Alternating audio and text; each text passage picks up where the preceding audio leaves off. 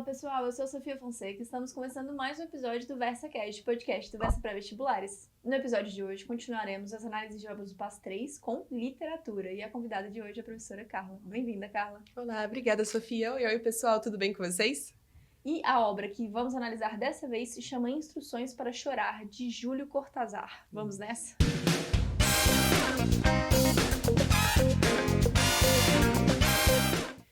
E aí, galera, então, né, Um título forte já, né? Eu acho. E um escritor estrangeiro, né? Isso é uma novidade desse subprograma, né? Do subprograma 23-25, que tá renovando as obras do PAS, e antigamente eu não cobrava escritores que não fossem brasileiros, não era tradição. Ou não escrevessem em língua portuguesa, né? Podia até aparecer um português, às vezes acontecia. Às vezes da literatura portuguesa no máximo. Mas assim, né, aqui a gente tem um expoente de literatura latino-americana, né? Um escritor referência aí na literatura argentina. Então, isso já é novidade, né, desse processo desse novo ciclo que aconteceu desde 2023. E eu acho muito curioso colocar a Argentina, um escritor argentino no contexto geopolítico atual da Argentina e Brasil. É interessante pensar, né, principalmente né, dentro desse cenário em que o Júlio Cortázar, ele foi perseguido, né, pela ditadura argentina. Ela acontece ali um pouquinho mais recortado do que a ditadura brasileira, mas ele é perseguido e vai ser exilado na França, né? Ele se exila na França. Ou seja, ele está dentro desse contexto histórico. Está dentro desse contexto histórico de perseguição. É porque a literatura latino-americana, ela tem como expoente uma construção de um estilo de escrita que a gente fala que é o realismo mágico. Que é um realismo, né, em que acontecem coisas que são extraordinárias, só que aquilo representa uma crítica associada à realidade. Então, do Gabriel Garcia Marques e de outros escritores. A gente fala que é realismo mágico porque tem elementos mágicos, ou seja, que não existem efetivamente no nosso mundo, pessoas que vivem muito tempo e coisas do tipo.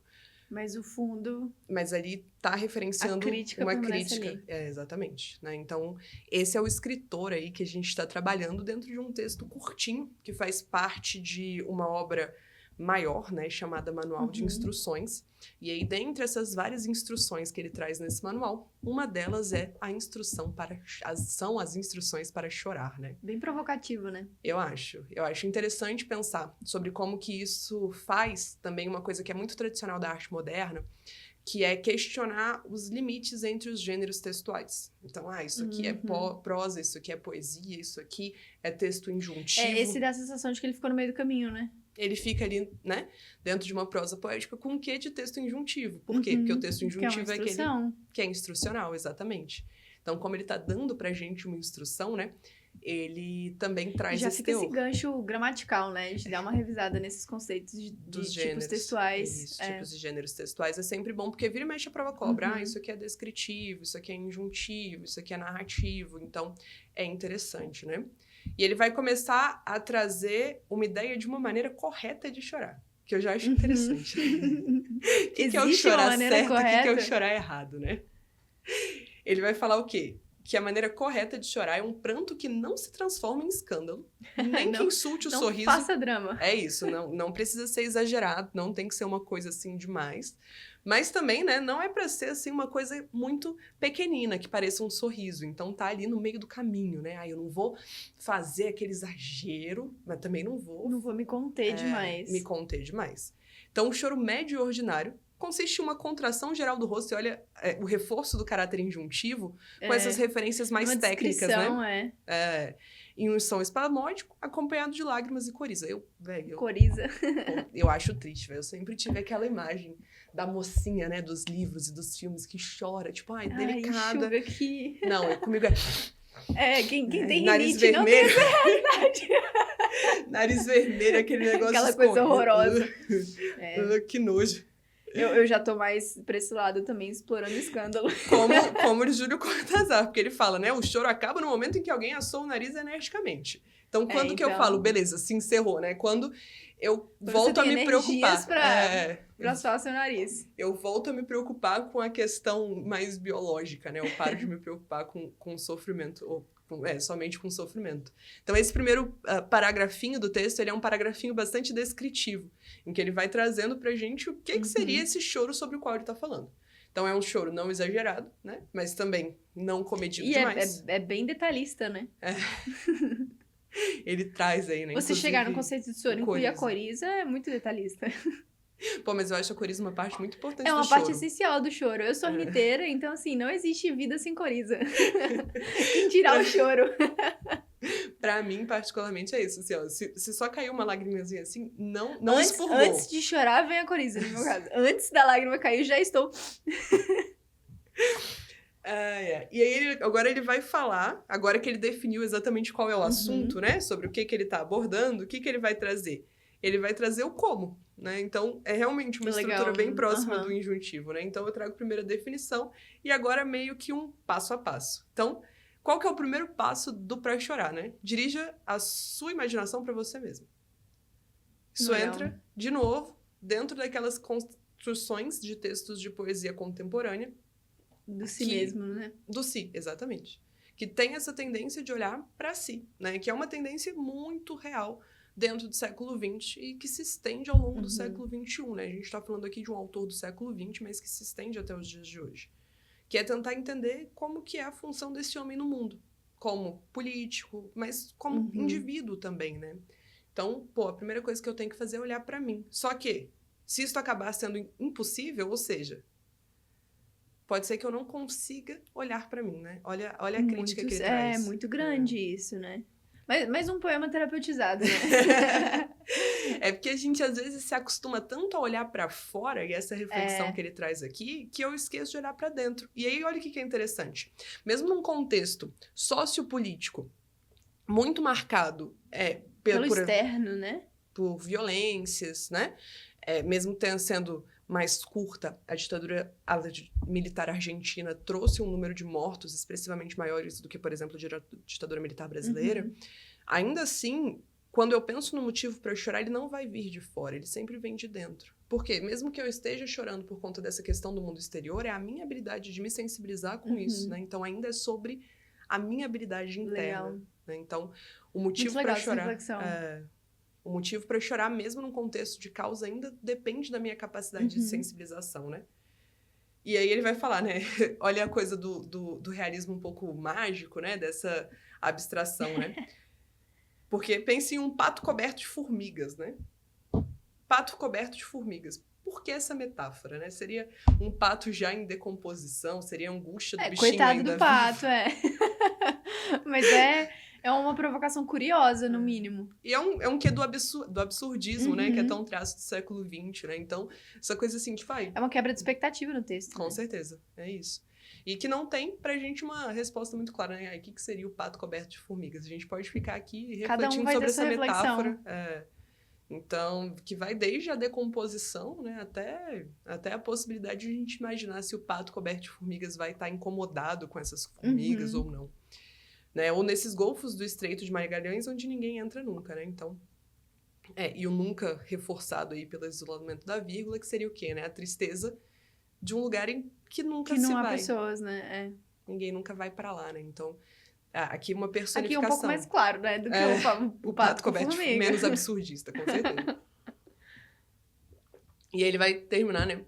Então, beleza, ó, você... Primeiro tenta olhar pra si. Entenda o que é o choro. Entenda o que é o choro...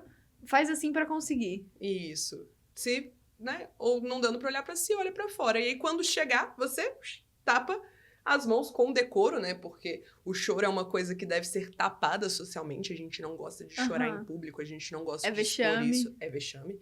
Então, eu vou tapar essas mãos com ambas as mãos, né? Com a palma voltada pra dentro. Mais uma vez, muito descritivo, né? Bem descritivo, um trecho bem descritivo, exatamente. Então...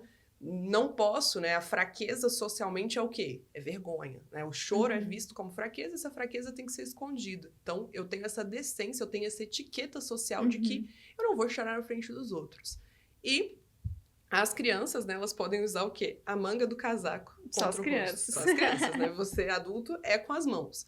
As crianças podem puxar aquela manga comprida e vai chorar no canto do quarto, né? Então, a infância também, uma breve reflexão dessa infância enquanto abandonada, né? A gente se importa canto do menos. quarto, A gente se importa menos com choro infantil do que com Aham. choro adulto, aparentemente, né?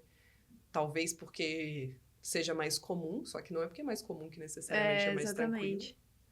Talvez porque a gente tende a desvalorizar mesmo os sentimentos infantis, né? Nossa, e eu até puxei aqui pra uma reflexão meio terapeutizada de nossa criança interior, né?